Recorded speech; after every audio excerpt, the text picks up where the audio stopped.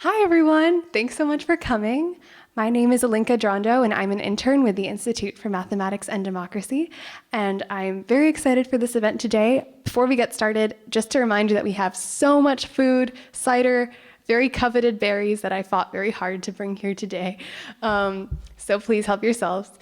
And yeah, this is a very exciting event and one we've really been masterminding since the summer when we were thinking, as the 2024 elections approach, how can we all make sure that we're informed voters and kind of moving beyond the sound bites that we're sure to hear as we get closer and closer, and really able to understand how issues from the Electoral College to plurality voting to the power of a voter really can be understood from an objective and a quantitative perspective. And I think through learning the math behind these issues, we can really understand the inequities in some of these systems, but also the ways that we can engage with them in an informed way in order to change them. So we're really excited to have this event here for you today. And the Institute for Mathematics and Democracy engages in education and research and outreach related to all of these intersections. And there are ways to get involved if you check our website, the Institute for Math and Democracy. And today we'll be hearing from some of our amazing IMD fellows who are part of a year-long fellows program through which they engage in research related to these issues. So if that's something you'd also be interested in, please check out our website.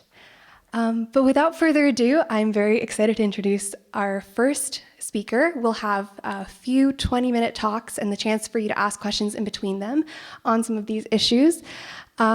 And we'll be kicking it off with a talk on primaries, presidents, and problems with plurality by IMD fellow Leah Valentiner. So, huge round of applause for her.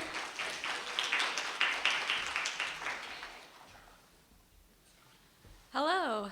All right, so we are going to be talking about primaries, presidents, and the problems with plurality voting. So in a two-candidate election, I think what most of us would do is say the winner is the person who gets half of the votes plus one or more. That seems pretty logical, and there is a math theorem that's based on some criteria that agrees with that assessment. But then what do we want to do if we have an election with more than two candidates? So there are over 500,000 elected officials in the United States, and the vast majority of them are elected using something called plurality voting. And plurality voting is when the winner is the candidate with the most votes. And because there could be more than two candidates in an election, this winner might end up having support from less than 50% of the voters. So it seems like plurality voting is a natural extension of simple majority voting. And since we said that was the best and it was logical, it seems like plurality voting would be a good method to use in elections with more than two candidates. But we want to know if that's actually true. So math can help us out. It's a good way to think about whether plurality voting is actually the best method. And when we look at plurality voting from a more mathematical perspective, we find that it actually has some important flaws. So one of the first issues with plurality voting is something called vote splitting. And vote splitting is when similar candidates split the vote, and that way an unpopular or a fringe candidate can actually end up winning. So here's an example that I am sure you have heard about. In the 2016 Republican primary, we're going to talk about four of the candidates, so Trump, Cruz, Rubio, and Kasich. And here is how the vote count ended up. So you can see that Trump has the most votes, but he has less than 50%. And then the rest of the vote is split between the other three candidates. And polling actually suggested that the people voting for the other three candidates were all in the same category and probably would have preferred one of those three candidates over Trump. So we say that that group of voters had their votes split between those three candidates, and that is how Trump was able to win, even though he didn't have support from the majority of Republican voters. All right, so Vote splitting has been a little bit of a topic with regards to the 2024 elections. So this guy right here is Larry Hogan, and he used to be the governor of Maryland, and he's sort of a moderate Republican. And so people were asking him whether or not he was going to run in the 2024 elections because they were hoping that he would run against Trump.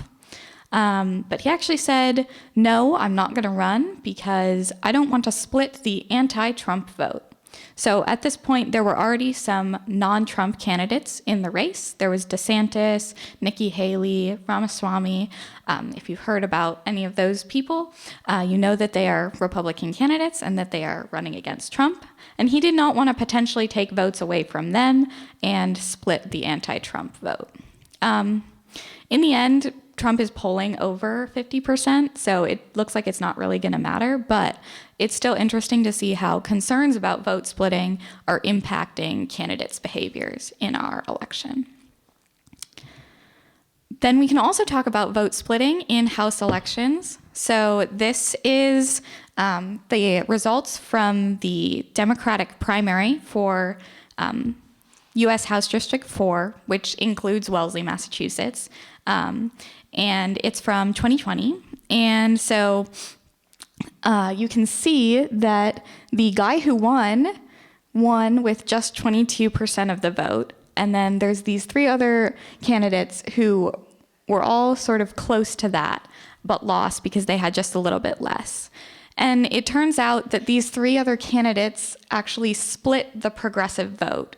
And that's how this guy was able to win and go on to become the representative, even with not that much support within the party.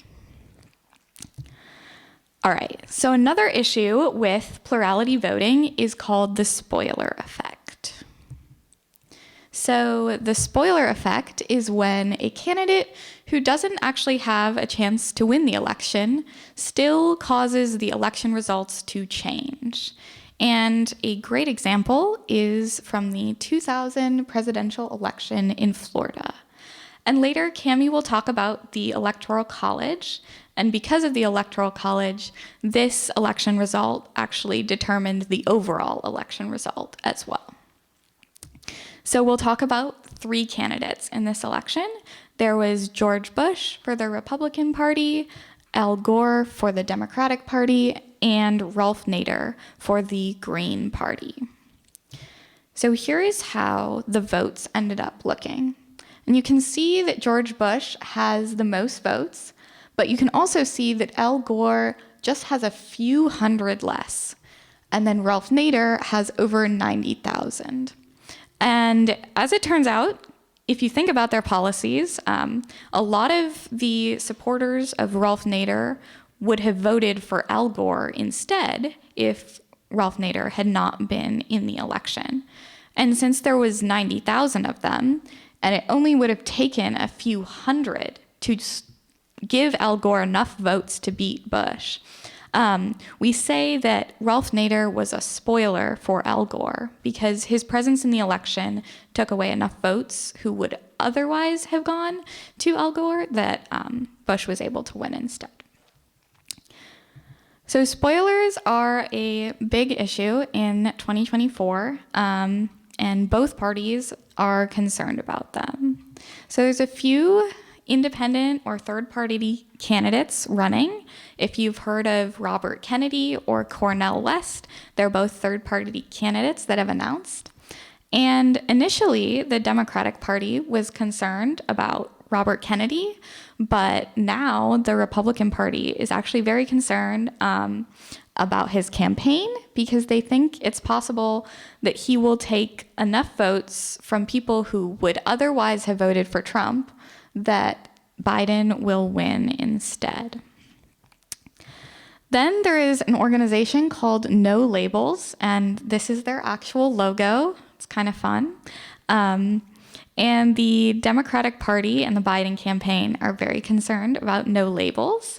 They haven't announced their candidate yet, but when they do, the Biden campaign is worried that that candidate might be able to attract enough votes from people who would have otherwise voted for Biden that Trump would be able to win in important states. All right, so we've talked about some of the problems with plurality voting, and we also want to think about how those issues are impacting our elections. So there is something called Duverger's law, which basically just says that plurality voting discourages third-party candidates and third parties from existing. And there's a few reasons for that. So the first one is spoiler concerns, and that means that a candidate from a third party might decide not to run because they don't want to be a spoiler for whichever candidate they prefer.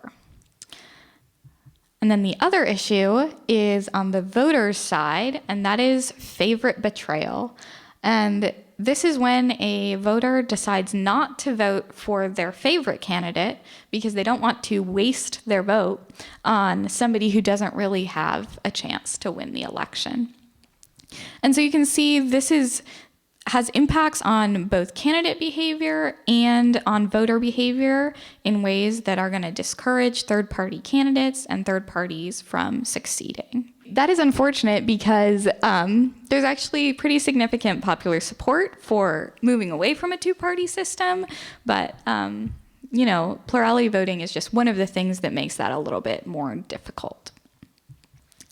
Then there's another issue with plurality voting in our elections, and that is negative campaigning. So under plurality voting, candidates don't actually need to convince people to vote for them.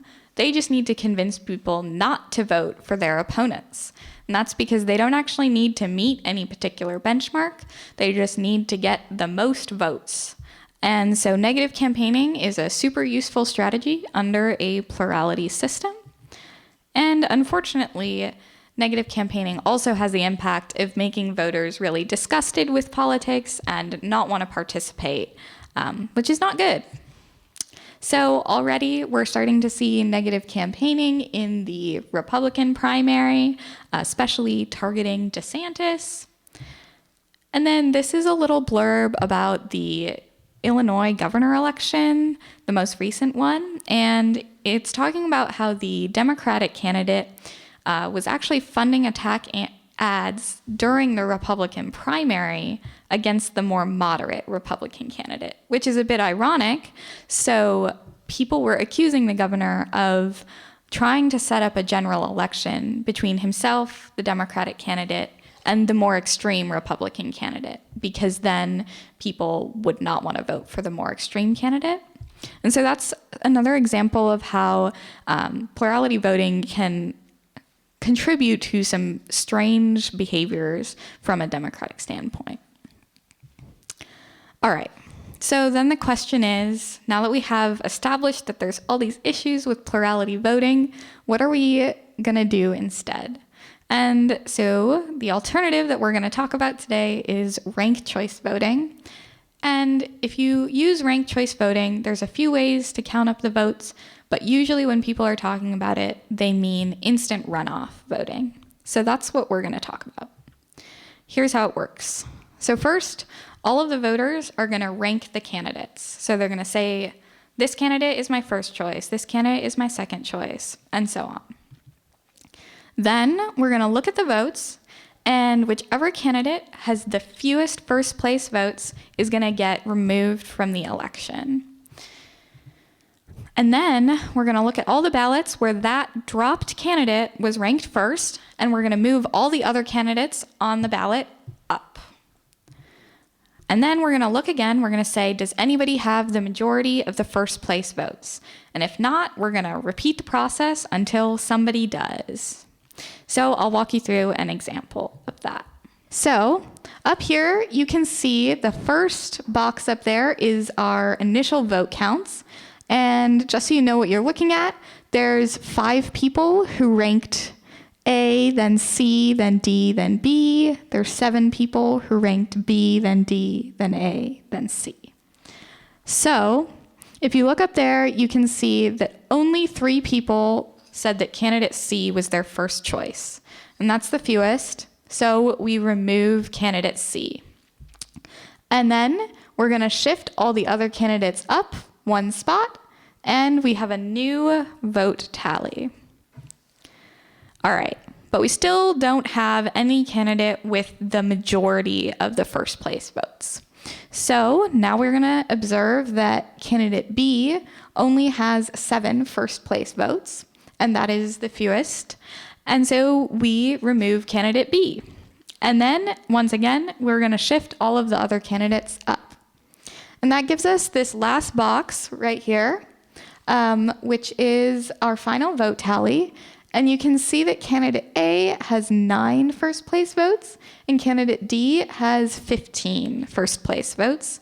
So candidate D would win the election. So here's a real life example, and it comes from Alaska. So different states in the US can decide how they want to run their own elections. And a little while ago, Alaska actually switched to this ranked choice voting. And this was one of their first elections that was really big after they switched. It was a special election to fill the Alaska House seat in the House of Representatives. So there was 3 candidates. There was Mary Peltola from the Democratic Party, Nick Begich from the GOP, and Sarah Palin from the GOP.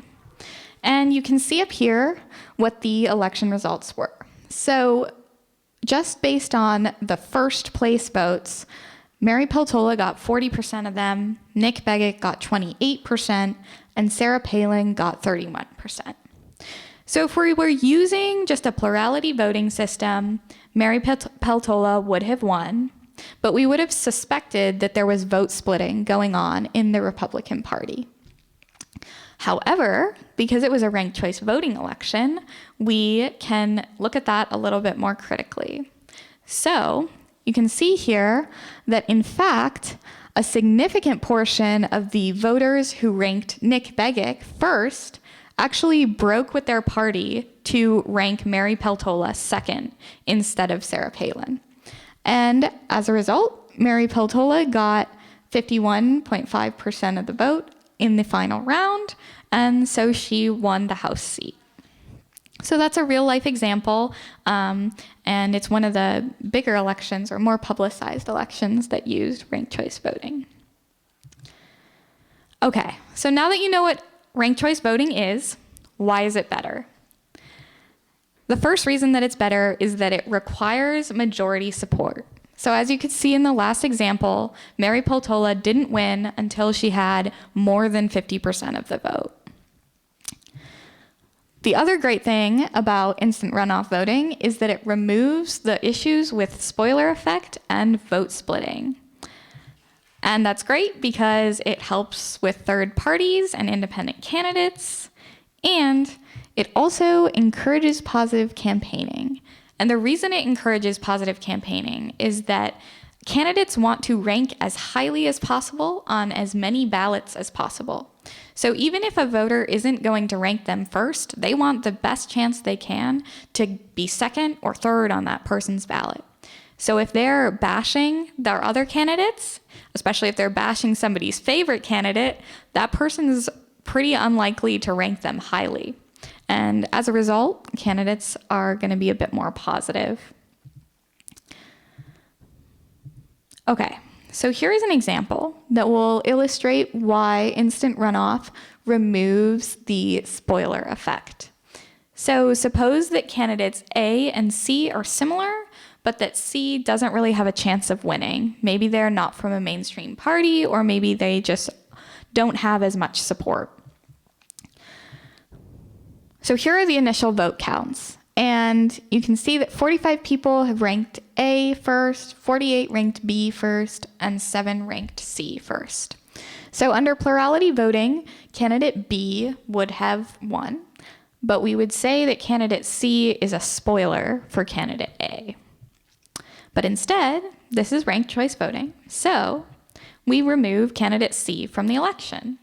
And then we retally our votes, And now you can see that candidate A has 52 first place votes and candidate B has 48. So candidate A will win because they have 52 out of the 100 votes in the election.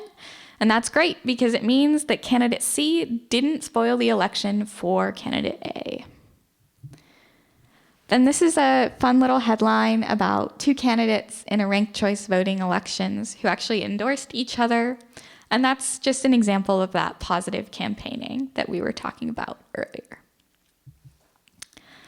All right, so instant runoff sounds great, but unfortunately there is some opposition. So we're going to talk about that. So there's a few criticisms of instant runoff voting. And the first one is that it's time intensive. And this is true. It does take quite a bit longer to get election results from an instant runoff election because it might have to go through several rounds. So sometimes it'll take a week, sometimes two. And that is, mildly annoying. But I guess it's sort of strange to sacrifice the welfare of our democracy so that we can have election results on the night of the election instead of 2 weeks later. Another criticism is that instant runoff voting is complex. And this is true. It is a bit more complex because people have to rank candidates instead of just voting for their favorite one. But if people are unhappy with that situation or genuinely just too confused and don't want to figure it out, they can just rank first their favorite candidate and turn in their ballot. But also, it's not that complicated and people can learn it. There's plenty of places where ranked choice voting has been introduced and people have been able to successfully learn how to vote. And the last criticism is that it is a liberal plot. This is not a valid criticism at all because the system doesn't have any inherent bias towards candidates from one party or another or one ideological perspective or another. Any candidate, regardless of their political leaning, would have the same chance in a ranked choice voting election.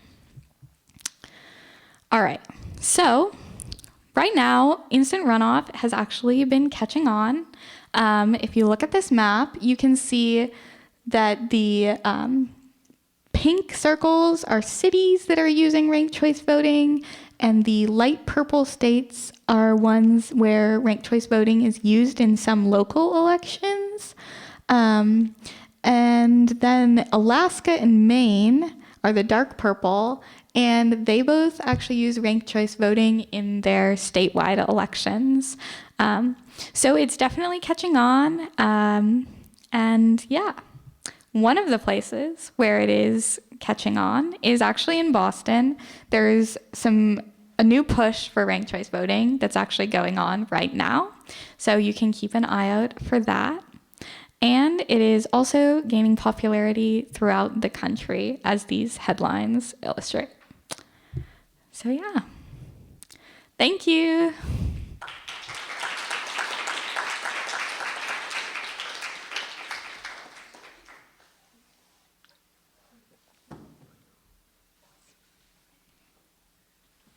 Thank you so much, Leah. That was very amazing. We do have time for 2 to 3 questions from the audience. So if you have any, feel free to raise your hand and we'll run a mic over to you.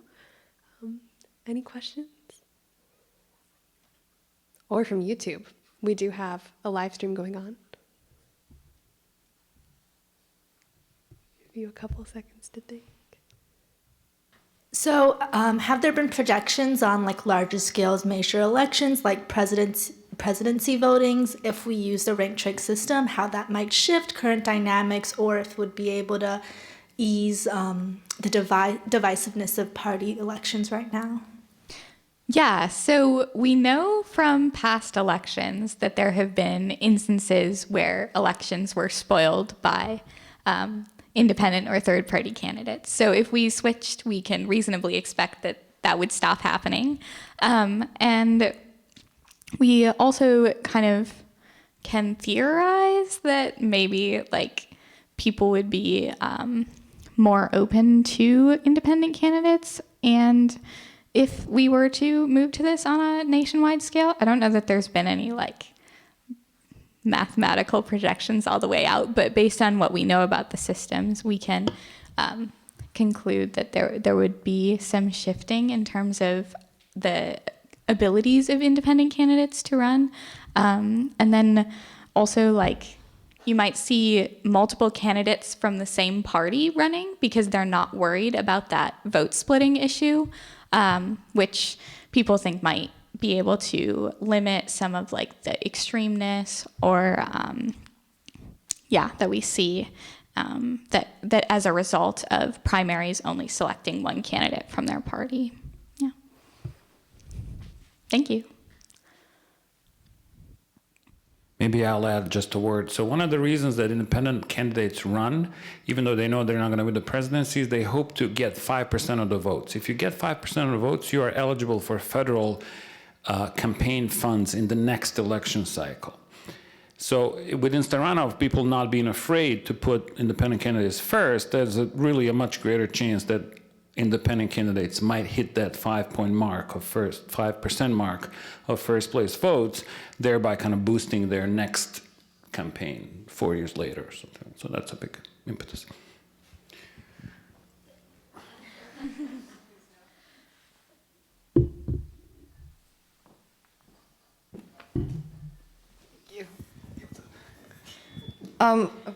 So if we were to put in place like ranked choice voting nationally, like what would the mechanisms for that be? So like, how would we move to that system? Yeah, exactly. Okay, so this is a great question. So if we, Cami will talk about later, if we wanted to like get rid of the electoral college and use instant runoff presidential elections, that would take a constitutional amendment. But we don't have to go all the way there. So as I talked about with Alaska, they actually switched to instant runoff elections in their state. So this is a decision that could be made state by state, and then states get to choose how their electoral college votes are going to be used. So, you know, Massachusetts could say, we're going to use instant runoff voting, and then whoever the winner is, based on our instant runoff, they're going to get all of our electoral college votes. So yeah, it can be implemented state by state. So that's something to think about because that makes it a little bit more feasible than having to get a constitutional amendment. Thank you. I just have a quick question on how this would affect voter turnout, if there's any research on that, because I know it's already pretty low in the United States, and I think switching to a little bit of a more confusing system for people might affect voter turnout, but I'm not sure what you think. Yeah, so that is definitely a concern.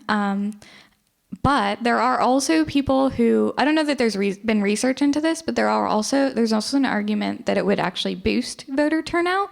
And that's because, like we talked about with the negative campaigning, that part of the reason we see really low voter turnout is that people are so disgusted and disillusioned. So that might be one way that it could boost voter turnout. And another thing is that people get to vote for candidates who are actually their favorite because they don't have to worry about wasting their vote. And so that's something that people suspect could also cause an instant runoff system to boost voter turnout. But, yeah. I'm just wondering if there are any other like foreign countries that have implemented ranked choice voting, and if so, to what effect has it been successful in those countries? You know, I actually don't know the answer to that. Do you know, Professor Rolich?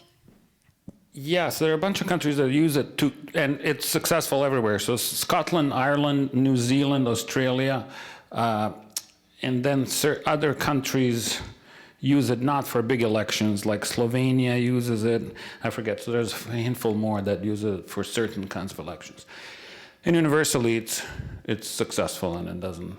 New Zealand actually switched from plurality to instant runoff about 25 years ago, and it's been great.